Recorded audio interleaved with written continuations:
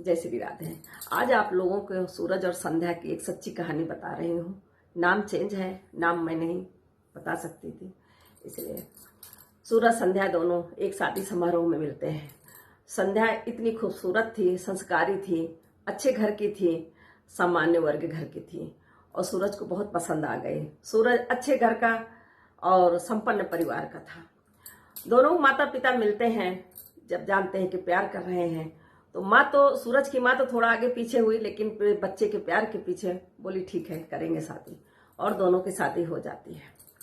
करीब 10-15 दिन ही बीते हुए होते हैं कि सूरज की माँ एक दिन कहीं किसी काम से बाहर जा रही थी तो उसकी पड़ोसन ने कहा मेरे लड़के की शादी तय हो गई है और मुझे बहुत दान दहेज मिल रहा है, गाड़ी मिल रहा है, ये मिल रहा है, वो दुनिया भर की वो गिना थी। और मेरा लड़का तो प्राइवेट जॉब करता है, आपका लड़का तो सरकारी जॉब करता था, आपने पता नहीं कहाँ शादी कर दी, कोई दान दहेज भी नहीं मिला।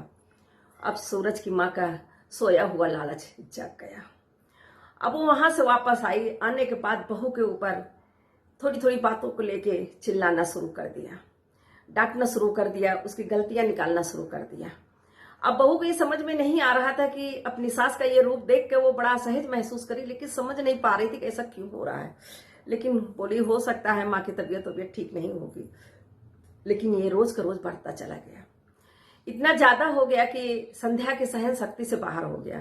तो एक दिन अपने पति से बोली कि आप मुझे अलग लेके कहीं रहिए, क्योंकि माँ मुझे पसंद नहीं करती, माँ मुझे बहुत परेशान करती है। सूरज को बिल्कुल भरोसा नहीं हुआ, बोला ऐसा हो ही नहीं सकता।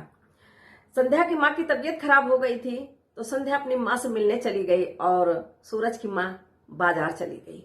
सूरज को मौका लगा और घर में उसने चोरी से सीसी कैमरा लगवा दिया और उसका कनेक्शन अपने मोबाइल में करा लिया। ऑफिस गया, उसका दिमाग बस घर के ही काम में लगा रहा और संध्या भी वापस आ चुकी थी अपने घर। और जैसे सुबह उसको ड्यूटी जाने के बाद जैसे ही अपनी सास को खाना पानी देना वो शुरू किया, सास ने उसको बातें सुनाना शुरू कर दिया।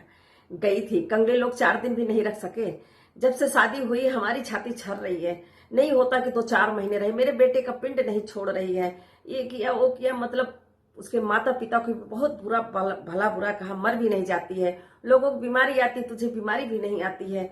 माँ उसको बहुत उल्टा सीधा सुनाने लगी। उनके ससुर जो थे अपने पत्नी को बुला के बहुत समझाए, बोले भाग्यवान आप कर क्या रही हो, इतनी अच्छी बहू पा के इतना सेवा करती है, हमारा इतना ध्यान देती है, टाइम टाइम पे खाना पानी चाय सब कुछ करती, तुम्हें क्या कमी है। बोली कुछ दहेज तो लेके नहीं आई, कंगलो घर की आई हुई है। ससुर बेचारे परेशान हो गए, बोले अब इसके दिमाग में फितूर हो गया, इसको कोई नहीं चेंज कर सकता। अपनी माँ का ऐसा रूप देख कर बेटे के तो धरती खिसक गई नीचे से। वो परेशान हो गया कि मैं अब करूं तो क्या करूं, अलग मैं रह ही नहीं सकता हूँ, समाज मुझे क्या कहेगा। कभी कभी ऐसा होता है कि माँ बाप की गलतियों पर भी बहू बेटे को ही गलती साबित की जाती है। अब वो परेशान कि मैं करूं तो क्या करूं, लेकिन उसने एक निश्चय किया कि मैं माँ बाप को नहीं छोड़ूंगा, मैं संध्या से बात करता हूँ, उसके बाद फैसला लेता हूँ। संध्या से बात किया, बोला मैं क्या करूं, मैं बहुत मजबूर हूँ, मैं तुमको डिवोर्स देना चाहता हूँ, मैं तुम्हारी जिंदगी नहीं बर्बाद करना चाहता, मैं तुम्हें बहुत प्यार करता हूँ और तुम्हें अलग भी लेके मैं नहीं रह सकता, अपने माँ बाप को इस उम्र में अकेला नहीं छोड़ सकता हूँ। संध्या अपने पति की मजबूरी समझती है और कहती है ठीक है। समझौते के तहत डिवोर्स होता है तो 4-6 महीने में ही डिवोर्स निपट जाता है। तो जज कहता है आपका पति सरकारी नौकरी करता है, आप गुजारा भत्ता इनसे अच्छे से ले सकती हो। पत्नी कहती नहीं मुझे कोई गुजारा भत्ता नहीं चाहिए, लेकिन सूरज अपनी पत्नी को 10 लाख रुपए देता है, कहता है इससे तुम अपनी नई जिंदगी शुरू करो और कैसे क्या करोगी इससे मुझे कोई मतलब नहीं। संध्या न चाहते हुए भी वो पैसे लेती है, क्योंकि वो गरीब घर की लड़की रहती है और उसको भी अपनी जिंदगी का तो आगे कुछ सोचना ही था। उसके पापा रिटायर हो गए थे, जब उसका मन खिन्न हो गया तो अपने माता पिताजी से बोली कि हम लोग ये शहर छोड़ के कहीं दूसरे शहर में शिफ्ट हो जाते हैं, और वो दूसरे शहर चले जाते हैं। इधर 4-6 दिन बीतता है कि माँ एक दिन 4-5 फोटो ला के रख देती है अपने बेटे के सामने, कहती बेटा पसंद कर लो, बहुत बड़े बड़े घर से रिश्ते आए हुए हैं और तुम इसमें जो पसंद कर लोगे उसी से मैं तुम्हारी शादी कर दूंगी, बहुत दान दहेज देंगे। बेटा सारी फोटो किनारे फेंक देता है और अपनी माँ से कहता है माँ क्या तमाशा लगा रखी हो, इतनी अच्छी बहू जो आप नहीं संभाल पाई, अपने घर में आप नहीं रख पाई, उससे लड़ाई झगड़ा दुनिया भर का करती रही, तो आप अब इन लड़कियों से कौन सा भरोसा किए आपको आपकी सेवा करेंगे। बोली नहीं मैंने तो ऐसा कुछ भी नहीं किया था, मैं तो अपनी बहू को कुछ कहती नहीं थी, तुम देखने वाले थे मैं कितने प्यार से उसके साथ रहती थी। तो बेटे ने वीडियो कैमरा पूरा दिखा दिया उसको, बोला माँ देखिए आप क्या करती थी अपनी बहू के साथ, मुझे सब मालूम है, मुझे खुद भरोसा नहीं हो रहा था। आप मेरे सामने उससे प्यार से बात करती थी, मेरे ना रहने पर उसके साथ कितना अत्याचार आप करती थी। मैं दूसरी शादी नहीं करूंगा। इतना सुन के माँ परेशान हो जाती है और उसको पैरालाइसिस का अटैक पड़ जाता है कि मैंने अपनी हाथ अपने बेटे की गृहस्थी में आग लगा दी, अच्छी खासी बहू घर से निकाल दिया, अब ये दूसरी भी शादी नहीं करेगा। वो टेंशन में उसको पैरालिसिस का अटैक पड़ता है, 1-1.5 महीने रगड़ती है अस्पताल में, उसके बाद वो खत्म हो जाती है। पत्नी के वियोग में पति भी साल भर बीमारी से जूझते हैं, वो भी खत्म हो जाते हैं और सूरज अकेला पड़ जाता है। ऐसे करते करते 5 साल बीत जाते हैं शादी को उनको। एक दिन अचानक सूरज को पता नहीं क्या हुआ, अपनी बीवी के पुराने घर पे पहुंचा, जाके वहां देखता है तो कोई दूसरा रह रहा है। उनसे पूछा कि जो यहाँ पहले लोग रहते थे वो कहाँ चले गए, तो उन्होंने बताया जब तलाक हो गया था उसका लड़की का तो उन लोग दूसरे शहर शिफ्ट हो गए। बोले हमारे बहुत खास वो रिश्तेदार हैं, अगर आपके पास पता हो तो दे दीजिए। उन्होंने पूरा पता सब कुछ दे दिया और वो उस शहर जाके पहुंच गए जहां पर संध्या रहती थी।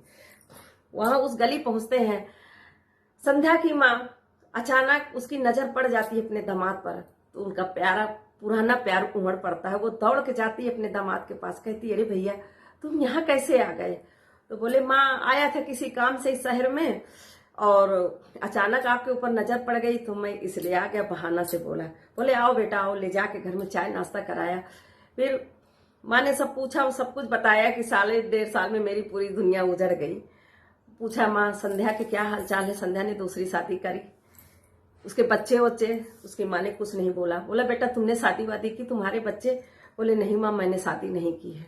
माँ अपने बेटे दामाद का हाथ पकड़ के करीब 50 मीटर लेके जाती है, एक दुकान शोरूम के सामने खड़ा कर देती है और शोरूम के सामने लिखा होता है सूरज संध्या साड़ी सेंटर।